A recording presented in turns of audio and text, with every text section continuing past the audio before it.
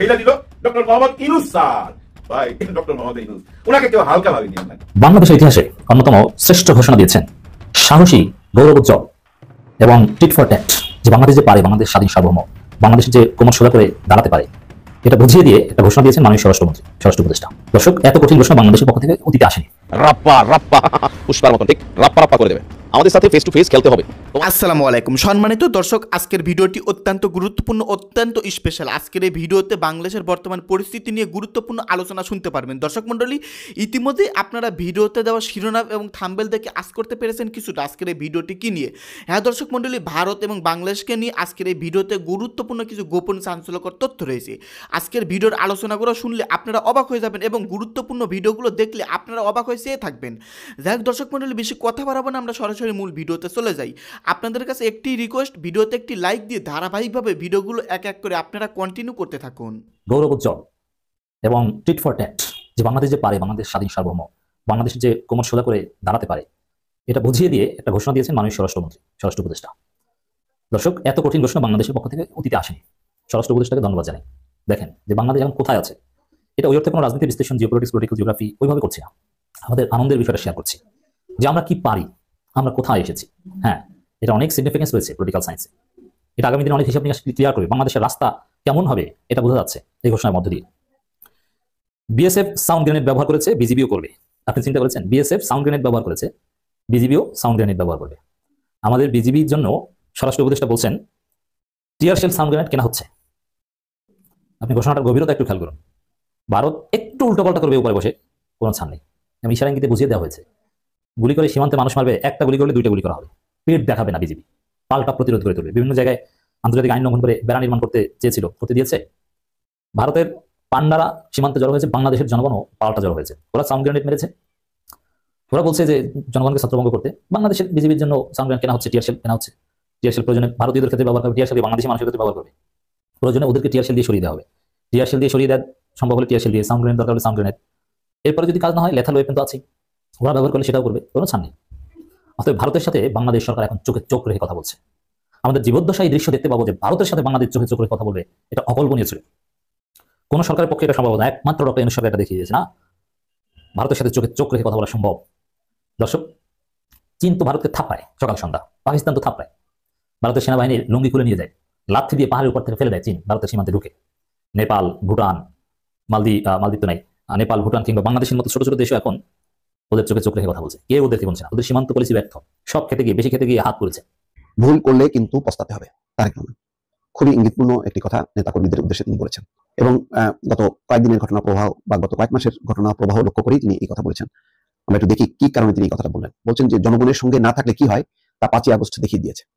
কাজেই ভুল করলে জনগণ আবার কোনো একটা কিছু দেখিয়ে দেবে, তখন কিন্তু পস্তাতে হবে, হা হুতাশ করতে হবে। এখনো সময় আছে, মানুষ যেভাবে চায় সেভাবে চলতে হবে, মানুষের পাশে গিয়ে দাঁড়াতে হবে। এই কথার মধ্য দিয়ে অনেকগুলো অর্থ দাঁড়ায়। সেটা হলো মানুষের পাশে দাঁড়াতে হবে। মানুষ যা চায়, মানুষ কি চায়? মানুষ চায় যে তাদের সেবা, তাদের সমস্যাগুলো নিয়ে যাতে দল কাজ করে, তাদের সমস্যা বাড়ানো না, তাদের কাছ থেকে সুযোগ সুবিধা নিয়ে আনা। এই কথাগুলো খুব সুন্দরভাবে তিনি বুঝাই বলছেন। আবার 5ই আগস্ট কেন বললেন? 5ই আগস্ট কেন ঘটলো? এই কারণে যে আওয়ামী লীগ যেভাবে দুঃশাসন চালাচ্ছিল, যেভাবে অপকর্ম চালাচ্ছিল, চাঁদাবাজি, লুটপাট, তার বিরুদ্ধে মানুষ সম্মিলিতভাবে রুখে দাঁড়িয়েছে। এটার হলো শিক্ষা। সেই কারণে বলছে যে এখন মানুষ সচেতন হয়েছে, সুতরাং এখন যদি সেই কাজগুলো আবার করা হয় তাহলে আবার কিন্তু মানুষ দেখা দেবে, কিছু একটা ঘটা দেবে। এটা খুবই সতর্কবাণী। মানে কোনো নেতারা সাধারণত এইভাবে প্রকাশ্যে বলেন না, কিন্তু তারেক রহমান কিন্তু প্রকাশ্যে এই কথাটা বলে দিলেন। সন্ধ্যায় রাজধানী রমনা ইঞ্জিনিয়ার্স ইনস্টিটিউশন মিলনায়তনে এক ভার্চুয়াল অনুষ্ঠানে তিনি এই কথা বলছেন। ভার্চুয়ালি তিনি বক্তব্য দিয়েছেন সেই অনুষ্ঠানে। তারেক রহমান বলছেন, জনগণ যখন ক্ষিপ্ত হয়, স্বৈরাচার দেশ থেকে পালিয়ে যেতে বাধ্য হয়, এখনো চোখের সামনে জলজল করছে সেই উদাহরণ। ছাত্র জনতার অভ্যুত্থানে গত 5ই আগস্ট আওয়ামী লীগ সরকারের পতন হয় এবং শেখ হাসিনা দেশ ছেড়ে পালিয়ে যান। বিষয়টির প্রতি ইঙ্গিত করে দলের নেতাকর্মীদের উদ্দেশ্যে বলেন, যতই মনে মনে তৃপ্তি বোধ করেন বিএনপি বড় দল, জনগণ যদি ক্ষিপ্ত হয়, আওয়ামী লীগও কিন্তু এটা মনে করতো যে আমরা তো বড় দল, আর কি আছে, বিএনপি জামাত নিঃশেষ, কেউ নাই। কিন্তু জনতা শক্তি যে কোনো দলের চেয়ে অনেক বড় শক্তি, সেটা 5ই আগস্ট তারা দেখিয়েছে। সেই কথাটাই বলতেছে যে তৃপ্তিবোধ করার কোনো কিছু নেই, জনগণ যদি ক্ষিপ্ত হয়, জলজল করছে সেই উদাহরণ। কাজেই দিন শেষে কিন্তু জনগণ, খুবই বাস্তব কথা কিন্তু তিনি উল্লেখ করলেন তার বক্তব্যে। তারেক রহমান বলছেন, কিছু কিছু রাজনৈতিক শক্তি যত ছোট বা বড় হোক না কেন, তারা বিভিন্নভাবে বিএনপির বিপক্ষে কিছু কথা বলার চেষ্টা করছে। এই ব্যাপারে নেতাকর্মীদের সতর্ক সচেতন থাকতে হবে। দলের নেতাকর্মীদের উদ্দেশ্যে বলেন, অন্য কেউ সরকার গঠন করলে বিএনপি নেতাকর্মীরা কি ভালো থাকতে পারবেন? এই সময় মিলনায়তনে উপস্থিত নেতাকর্মীরা চিৎকার করে বলেন না। তার মানে হচ্ছে বিএনপির ক্ষমতা আসা দরকার, এই কারণে তাদেরকে সঠিকভাবে চলতে হবে। কোনো কারণে যদি অন্য কেউ সরকার গঠন করে তাহলে সেটা কি দেশ জাতির জন্য ভালো হবে? এবারও নেতাকর্মীরা না বলেন। শেষে তারেক রহমান নেতাকর্মীদের উদ্দেশ্যে বলেন, এখনো সময় আছে, মানুষের পাশে গিয়ে দাঁড়ান, এখনো আমাদের সময় আছে, মানুষ যেভাবে চাই সেভাবে চলেন, দিন শেষে কিন্তু আপনাকে ওই লোকের অর্থাৎ জনগণের কাছেই যেতে হবে। আবার তিনি বলছেন, আমি কয়েক মাস ধরে বলছি সামনের নির্বাচন অত সহজ হবে না, আপনারা যত সহজ ভাবছেন, নিজের মনে যত বড়াই করুন। বিএনপির তো শাখা পোশাকা একদম গ্রাম পর্যন্ত আছে, অন্যদের কি আছে? থাকতে পারে আপনাদের শাখা পোশাকা, গ্রাম পর্যন্ত দলকে নিয়ে গেছেন, ওয়ার্ডে দল নিয়ে গেছেন, কিন্তু তারপরও জনগণ ম্যাটার্স। আসলেই শেষ কথা, জনগণ ম্যাটার্স। জনগণই শেষ শক্তি, জনগণই শেষ অবলম্বন। জনগণের পাশে না থেকে কেউ যদি বড়াই করে, যেটা আওয়ামী লীগ করেছে, জনগণকে পাত্তা দেয়নি, তোয়াক্কা করেনি, মনে করেছে যে শক্তি আছে, অর্থ আছে, তাদের দমন করবো না। শক্তি অর্থ কিচ্ছু না, তার প্রমাণ সালমান এফ রহমান হাজার হাজার কোটি টাকা নিয়ে এখন কারাগারে, আনিসুল হক আরো অনেকে আছেন, সমস্ত রাঘব বোয়াল নাসার ওই গ্রুপের যে নজরুল ইসলাম মজুমদার কারাগারে, টাকা পয়সা দিক তারা রক্ষা পায়নি। সুতরাং জনগণই শেষ, জনগণের কাছেই যেতে হবে, সে কথাটি তারেক রহমান উল্লেখ করলেন। দর্শক, ট্রাম্প শপথ নেওয়ার পরেই বিপদে লাখ লাখ ভারতীয়। ট্রাম্প শপথ নেওয়ার পর ভারতীয়রা ভেবেছিলেন যে তাদের জীবনমান, সম্পর্ক এবং গতি প্রকৃতি যুক্তরাষ্ট্রের সঙ্গে উন্নত হবে, কিন্তু একই শুনছি আমরা যে ট্রাম্প শপথ নেবার পরপরই ভারতীয়রা বিপদে পড়লেন বা বিপদে পড়তে যাচ্ছেন। প্রিয় দর্শকরা, যেখানে আশার জাল সেখানেই তাল বেতাল, এরকম কথা কিন্তু আমরা অনেকেই অনেক সময় শুনে থাকি। যেটাকে ধরে আমি আশ্রয় করব, যেটাকে ধরে আমি বেঁচে থাকবো, সেখানেই দেখা গেল বিপত্তি বা সেখান থেকেই ভয়াবহ আশঙ্কা এলো। এইরকম একটা পরিস্থিতি এখন ভারত মার্কিন যুক্তরাষ্ট্রের মধ্যে। কেন হঠাৎ করে এইরকম পরিস্থিতি তৈরি হলো তার চুলচেরা বিশ্লেষণ করতে চাই প্রিয় দর্শক, সেই জন্য শেষ পর্যন্ত থাকতে হবে। মার্কিন যুক্তরাষ্ট্রের গত নির্বাচনে ভারতীয়রা নিরঙ্কুশভাবে ডোনাল্ড ট্রাম্পের পক্ষে কাজ করেছেন। অনেক ভারতীয়রা আমেরিকার রাজনীতিতে প্রভাবশালী, তারা ডোনাল্ড ট্রাম্পের রাজনৈতিক দলের সঙ্গে সম্পৃক্ত।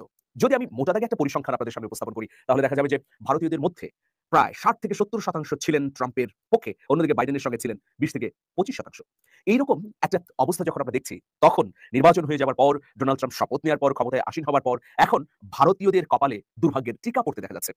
ভারতীয়রা যে সমস্যায় পড়ছে বা পড়তে যাচ্ছে, এতে বাংলাদেশী হিসেবে আমি খুশি হচ্ছি এমনটি নয়। প্রত্যেক দেশের নাগরিক অন্য দেশে সুযোগ সুবিধা পাক, ভালো থাকুক, এটাই প্রত্যাশা। কেবলমাত্র আমাদের ক্ষেত্রে যেটা আমরা চাই, ভারত আমাদের সঙ্গে ন্যায্য আচরণ করুক। ভারতের জনগণের সঙ্গে বাংলাদেশের জনগণের কোনো বৈরিতা নেই। সেই জায়গাটিতেই দাঁড়িয়ে আমি বিশ্লেষণ করতে চাচ্ছি যে কেন ভারতীয়রা বিপদে পড়তে যাচ্ছে ডোনাল্ড ট্রাম্পের শপথ গ্রহণের পরপরই। প্রিয় দর্শক, দুটি কারণে আমি আরো ভেতরে প্রবেশ করবো, তার আগে দুটি কারণের কথা আমি বলে নিই। একটি হচ্ছে মাত্রাতিরিক্ত শুল্ক আরোপ। আপনারা নিশ্চয়ই জানেন যে ভারত এবং যুক্তরাষ্ট্রের মধ্যে গত বছরে $120 বিলিয়ন বাণিজ্য হয়েছিল। গত 2 দশকে দেশের মধ্যে বাণিজ্য 92% বৃদ্ধি পেয়েছে। এটা একটা বড় ঘটনা। এরই মধ্যে ট্রাম্পের আমেরিকা ফার্স্ট, মানে আমেরিকাকে প্রথমে অগ্রাধিকার দেবার যে নীতি, সেই নীতি দুই দেশের মধ্যে বাণিজ্য সম্পর্কে একটা বড় ধরনের বাধা হয়ে দাঁড়িয়েছে।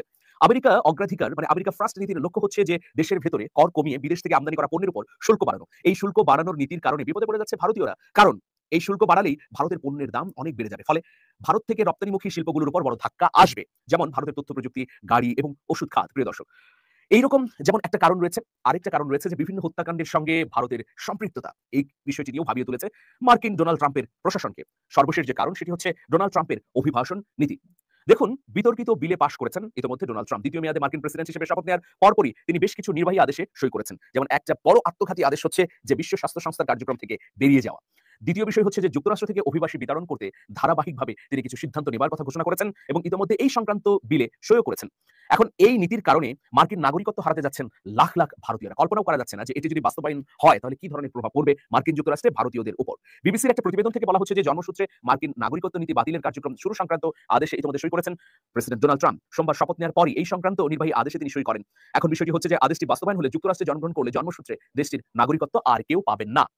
প্রিয় দর্শক, মার্কিন যুক্তরাষ্ট্রের প্রেসিডেন্ট হবার আগেই, মানে দ্বিতীয় দফা প্রেসিডেন্ট হবার আগেই কিন্তু তিনি এই যে জন্মসূত্র নাগরিকত্ব, এই নীতির প্রচন্ড সমালোচনা করেছিলেন। সেই সময় তিনি এই ধরনের নীতিকে হাস্যকর বলেও অভিহিত করেছিলেন। কিন্তু মার্কিন যুক্তরাষ্ট্রের 200 বা 150 বছরের ইতিহাসে এটা হচ্ছে একটা সাংবিধানিক অধিকার হিসেবে স্বীকৃত অধিকার। মার্কিন সংবিধানের 14তম সংশোধনী অনুযায়ী যুক্তরাষ্ট্রে জন্মগ্রহণকারী এবং নাগরিকত্বের শর্ত পূরণকারী সব ব্যক্তি দেশটির এবং যে অঙ্গরাজ্যে জন্মগ্রহণ করবে সেই অঙ্গরাজ্যের নাগরিক হবেন। ফলে নির্বাহী আদেশে রাতারাতি যদি এই নীতি পরিবর্তন করে দেওয়া হয় এবং এই নীতি বদলের কার্যক্রম শুরু হয়, তাহলে সবচেয়ে বড় প্রভাবটি পড়বে ভারতীয়দের উপর।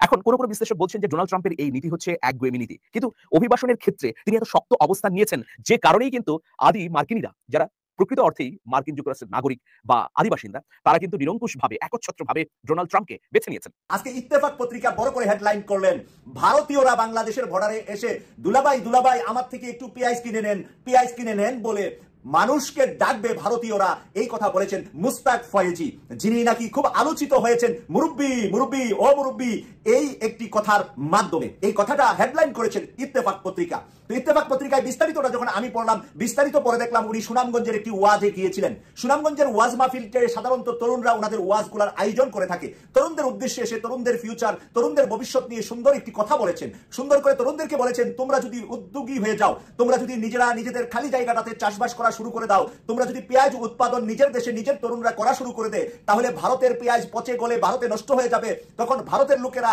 তোমাদের এই বর্ডার এলাকায় এসে ডাকবে, দুলাভাই দুলাভাই আমার থেকে একটু পেঁয়াজ নিয়ে যান, আমার থেকে একটু পেঁয়াজ নেন। ভারতীয়রা বাংলাদেশিদেরকে দুলাভাই ডাকবে, এই কথা মুস্তাক ফয়েজি বলেছেন আজকে সুনামগঞ্জে। আর এটাকে ইত্তেফাক সুন্দর করে হেডলাইন দিয়ে সুন্দর করে ইত্তেফাক উঠিয়েছে নিউজটা। প্রিয় দর্শক, সেই নিউজটা থেকে শিক্ষণীয় কি? আসলে শিক্ষণীয় হলো মুস্তাক ফয়েজি যেই কথাটা বলেছেন, ডক্টর মোহাম্মদ ইউনূস স্যার কিছুদিন আগে নারীদেরকে উদ্দেশ্য করে বলেছিলেন যে মোহাম্মদ সাল্লাল্লাহু আলাইহি ওয়াসাল্লাম একজন নারীর চাকরি করতেন, তারপরে সেই নারীকে উনি বিবাহ করেছেন, তিনি হলেন খাদিজা, যিনি আমরা মা খাদিজা হিসাবে আমরা সম্মাননা দেই। মা খাদিজা ছিলেন একজন শিল্পপতি, একজন ব্যবসায়ী, এবং উনার শিল্প এবং উনার যে ব্যবসা বাণিজ্যের ম্যানেজার হিসাবে নিয়োজিত ছিলেন রাসূল সাল্লাল্লাহু আলাইহি ওয়াসাল্লাম বিবাহের আগে, বা উনার বয়স যখন 25 তখন বিবাহ হয়েছিল। এর আগে কিন্তু উনি খাদিজার ম্যানেজার হিসাবে চাকরি করেছিলেন। তার মানে হলো ডক্টর মোহাম্মদ ইউনূস সাহেব এটাই বোঝাচ্ছিলেন, নারী উদ্যোক্তা, শিল্প কলকারখানায় নারীদের সম্মান বাড়ানোর জন্য ডক্টর মোহাম্মদ ইউনূস বলেছিলেন। এই কথাটার সমালোচনা অনেকে না বুঝে করেছেন, না বুঝে এটাকে উলট পালট করে অনেকেই কথা বলেছেন। তো নারীদেরকে যেরকম সম্মান দিয়ে ডক্টর মোহাম্মদ ইউনূস সাহেব বলেছিলেন যে এভাবে উদ্যোক্তা হওয়া দরকার, প্রত্যেকে ছোট্ট ছোট্ট যদি ব্যবসা বাণিজ্য আমরা শুরু করি, তাহলে দেশে মানুষের যে চাকরির অভাব, বেকারত্বের অভাব, নিজেকে অসম্মান বোধ করা, অসহায় বোধ করা, সেগুলা থাকবে না। সুনামগঞ্জের তরুণদেরকে মুস্তাক ফয়েজি যেই কথাটা বলেছে, আমি মুস্তাক ফয়েজিকে আপনাদের সামনে একটা সেলুট দিচ্ছি যে তরুণদেরকে উদ্যমী হওয়ার জন্য, তরুণদেরকে কাজকর্মের ভিতরে লজ্জা অপমান বোধ না করার জন্য, তরুণরা যেন ছোট্ট ছোট্ট খামার, ছোট্ট ছোট্ট শিল্প নিয়ে কাজ এগিয়ে যা, এবং তরুণদেরকে ভবিষ্যৎবাণী করেছেন জামাতের। আমি দেখতে পেয়েছিলাম যে ডাক্তার সৈয়দ আব্দুল্লাহ মোহাম্মদ তাহের নায়েবে আমি ডাক্তার আব্দুল্লাহ মোহাম্মদ তাহের একটা কথা বলেছিলেন যে জামাত ক্ষমতায় আসলে 10 লক্ষ টাকা করে ব্যবসার জন্য তরুণদেরকে লোন দেওয়া হবে। মানে তাদেরকে সুদ না দিয়ে তাদেরকে পুনর্বাসনের জন্য, তরুণদেরকে ডেভেলপ করার জন্য, তরুণদের ব্যবসা বাণিজ্য করার জন্য 10 লক্ষ টাকা পর্যন্ত জামানত ছাড়া তাদেরকে, জামাত যদি রাষ্ট্রীয় ক্ষমতায় যায় তাহলে তাদেরকে ব্যাংক লোন দিবে। মানে শর্ত যেরকম কঠিন থাকার কারণে আমাদের তরুণরা ব্যাংকে গিয়ে, বাবার জমিও নাই, জমি দিতেও পারে না, নিজের নামেও সম্পদ নাই, ব্যাংকে রাখতেও পারে না, লোনও পায় না। এই জন্য কিন্তু জামাত সেই কথাটা পরবর্তীতে বলেছে যে এটা দল থেকে দিবে না, এটা রাষ্ট্র যদি জামাত চালায় তাহলে রাষ্ট্রের ব্যাংকগুলা থেকে 10 লক্ষ টাকা করে তরুণদেরকে উদ্যোক্তা হওয়ার জন্য, নতুন নতুন শিল্প কলকারখানা বাড়ার জন্য, কৃষি খামার বাড়ার জন্য, আমাদের দেশের উৎপাদন বাড়ার জন্য সেই কাজটা করবে। তাহলে মুস্তাক ফয়েজি যেই কথাটা আজকে বলেছে, সেম কথাটা কিছুদিন আগে ডক্টর মোহাম্মদ ইউনূস স্যার বলেছে, সেম কথাটা কিছুদিন আগে ডাক্তার সৈয়দ আব্দুল্লাহ মোহাম্মদ তাহের বলেছে। তাহলে মুস্তাক ফয়েজির রেফারেন্সটা আজকে আসার কারণে, যেহেতু এই ওয়াজিনদের সম্মানিত দর্শক, আপনারা বিস্তারিত ভিডিওতে দেখতে পারলেন চাঞ্চল্যকর তথ্য, বর্তমান দেশের রাজনৈতিক অবস্থা। দর্শক মণ্ডলী, বর্তমান আমাদের দেশে কি হচ্ছে, কোথায় কি হচ্ছে, কোথায় কি চলমান অবস্থা আছে, অত্যন্ত গুরুত্বপূর্ণ বিষয়গুলো নিয়ে আজকের এই ভিডিওতে আলোচনা করা হয়েছে। দর্শক মণ্ডলী, আপনারা বিস্তারিত আলোচনা শুনতে পারলেন। দর্শক মণ্ডলী, এই সম্পর্কে নতুন করে কিছুই বলার নেই আপনাদের কাছে, আপনারা ইতিমধ্যেই অনেক কিছুই জেনে গেছেন।